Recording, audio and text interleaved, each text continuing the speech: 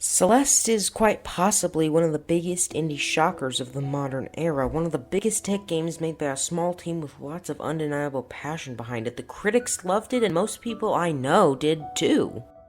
So, now it's time to take a look at it over 2 years later from a different perspective, talking about the good and the bad. Well, first off, the moveset is nothing extraordinary, since the only real moves for your character are jump, move, and dash. Regardless, though, the game uses mechanics in each level to creatively stretch that moveset into something special, which is really admirable. You can also use the other mechanics of wall jumping, climbing for a short while, and others to use every tool at your disposal to reach all the collectibles and secret areas in a satisfying way. It reminds me a lot of the Ori games, since mechanics are slowly introduced over time and they help you to cross large distances in a very dynamic and enjoyable way.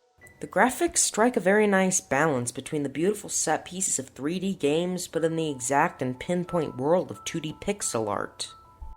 Pixel art is definitely not unique, don't get me wrong, but it is pulled off very well here and results in an absolutely gorgeous style. The music has a great synthetic beat that adapts to the environment around you, with a beautiful OST that really pushes you through the highs and lows of the game, making this a constant helper to your emotions which prevent your goals from being so easy and simple.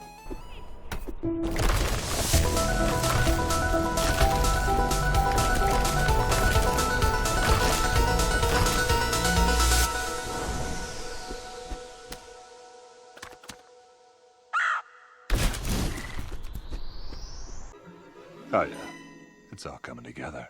The way you feel is, in many games, not a large player, especially in indie ones like this that are just simple platformers, but here it constantly pushes you down and makes you think harder when you blaze through in a streak of glory while also lifting you up when you feel beaten down and defeated. The fantastic soundtrack is able to do this effectively, along with the story that for a 2D platformer is surprisingly complicated and thoughtful, with a phenomenal focus on emotions which, just like for the player, change the world around the characters in the game in a creative way. There's a whole level where the emotions of a mentally deteriorating character change the level design and environment depending on how he feels. That's the insane level of detail involved in this theme. Madeline is shy and collected, but her self-doubt manifests over and over to stop her from reaching the goal she knows deep down she must reach. Theo pushes her towards belief in herself and helps her push against her dark side by being a true friend through the whole game, whose lovable, incompetent confidence makes him a truly great character. Other than that, most characters are more minor, which is actually good for this kind of game. You don't want too many characters and too crazy of a story in an indie platformer, because then the already limited resources of the devs are stretched out and they can't focus on providing phenomenal gameplay. Which, speaking of, this game does provide that level of quality in the playing experience with a simply great execution of every mechanic where every level introduces a few new things that you can toy around with. Either that, or builds upon a mechanic from a previous level, and you really have to stretch out your abilities to beat the game and use these dynamic devices to your advantage. The control is perfectly fluent, and the level design feels fair, so do I have any complaints about this game? This is a certified hood classic. Yep. First off, the difficulty is actually perfectly fine in most areas. The usage of the previously mentioned tools and the fluent control makes it feel like you're so close to reaching your goal, and having to only restart the screen while dying is really helpful. This helps the game to be tough as nails, but addicting, satisfying, fun, and balanced enough that even I was able to get through it, and I'm not very good. So if difficulty isn't an issue, and yet I have problems with this game, what are they? Well, first off, there are secrets upon secrets to find in this game and lots of fun collectibles to get, which is great, but there are also some strawberries and B-side VHS tapes that are just insanely cryptic, and if you want to access the special levels, you need to get these. This is actually even more annoying because the game tells you that the strawberries aren't needed for anything. I get that they meant you don't need them to beat the game, but it's still quite an annoying oversight.